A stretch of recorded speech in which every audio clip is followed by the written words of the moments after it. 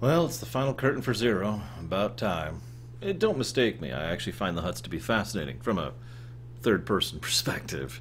I've always found the Hutt society and culture to be probably one of the most interesting cultures in all of Star Wars, and one that I really wish we would do more about, and I tend to really enjoy every story that really goes into them.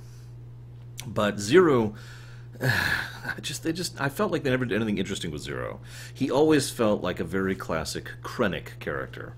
Even more so exemplified because of how often Zero went up against Jabba, who in both the EU and the AU was one of the biggest kingpins of the Hutts, and thus of the criminal empires of the entire galaxy, right?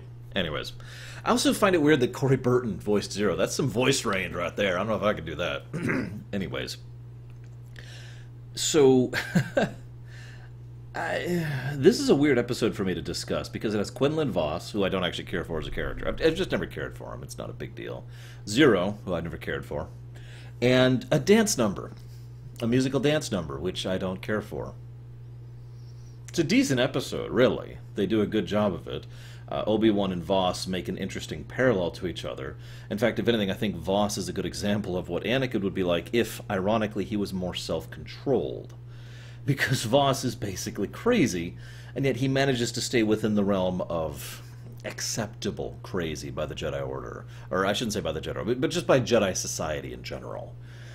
I also like the very brief snippet of insight into the Hutts themselves and the Hutt Council. Seeing the variety of Hutts and their differing perspectives and personalities was a nice little tidbit. Unfortunately, it was just a tiny little window. I was hoping for more, but what can you do?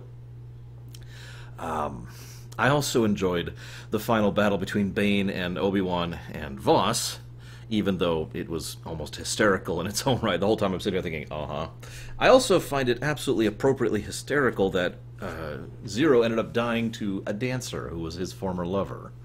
Now, the reason I say that isn't to put down Cy Snoodles, who, by most accounts, especially in the EU, was a fairly competent and intelligent individual, but more to get across the idea that he's not worthy of someone like Cad Bane, basically. Again, a Krennic, someone who's small scale. It just makes sense. Psh, psh, dead. No ceremony, no nothing. And of course then Jabba has the information. Huh. Anyways. Gosh, I don't think I have anything else to say about this episode. Like I said, it wasn't bad. In fact, it was actually pretty decent. Oh well, I guess we'll go ahead and move on to the next episode. I think we're getting close to the point. We're getting there, to the point where we will finally stop doing this jumping around thing. It's going to be a few more episodes before we finally get there. And looks like in 3 more episodes, we will finally stop time jumping around in the timeline. So, I'll see you around, guys.